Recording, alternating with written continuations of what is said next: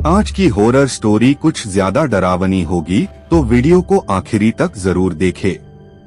पीछे मत मुड़ना वरना तुम्हारी मौत तय है। डरावनी कहानियाँ। मैं आपको किस्सा बताने जा रहा हूँ, वो इससे जरा हटके हैं। तो दोस्तों, एक रात मैं अपने गांव से मेरे मित्र अवधेश के साथ अंधेरी रात में खेत के रास्ते बस स्टैंड की तरफ जा रहा था। तो मेरे मित्र ने कहा, दोस्त थोड़ा जल्दी चलो, इस खेत से अगले 2 खेतों तक थोड़ी समस्या है। तो मैंने पूछा क्या बात है, तो उसने बार बार बात को टाल दिया, लेकिन मेरे ज्यादा दबाव डालने पर उसने पूरा किस्सा सुनाया।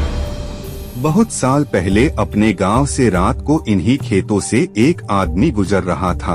रास्ते में वो पेशाब करने के लिए एक पेड़ के नीचे रुक गया। उसके बाद वो जैसे थोड़ा चला, उसे किसी बच्चे के रोने की आवाज आई।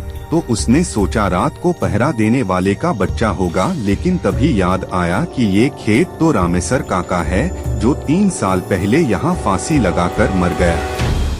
वह आदमी सहमे हुए कदमों से आगे बढ़ता रहा और उसके दिमाग में उन लोगों की बातें याद आई कि इस खेत से गुजरते वक्त रात को कभी पीछे मत मुड़ना, कोई रास्ता पूछे तो उसके आँखों और पाँव को मत देखना, कोई कितना भी बोले मत सुनना।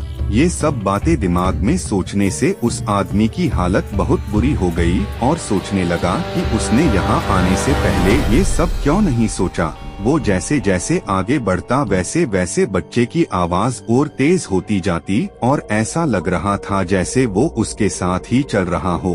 तभी अचानक उसने देखा कि एक पेड़ से बंधे झूले में बच्चा लेटा रो रहा था। तो डरते हुए उसने आवाज लगाई कि ये किसका बच्चा है, लेकिन कोई प्रतिक्रिया नहीं आई।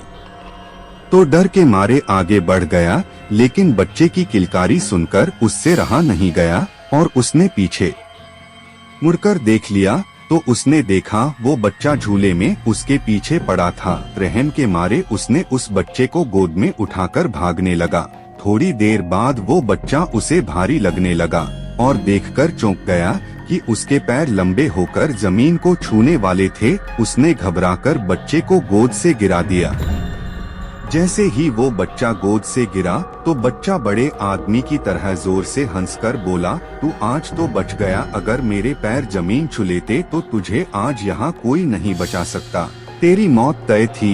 ये कहते ही वो बच्चा गायब हो गया। वो इंसान गिरते पड़ते घर तक पहुँचा और घर पहुँचते ही बेहोश हो गया।